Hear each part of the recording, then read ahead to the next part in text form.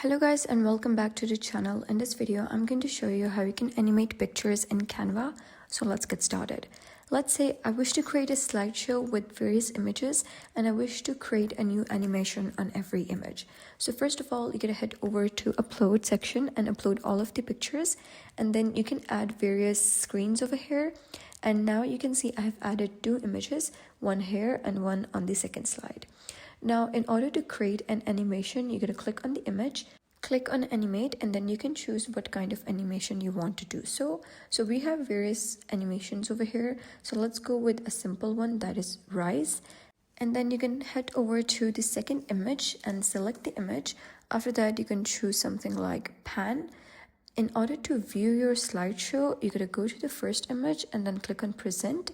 And then when you press any key, you can see the animation take place. So that was basically how you can animate an image in Canva.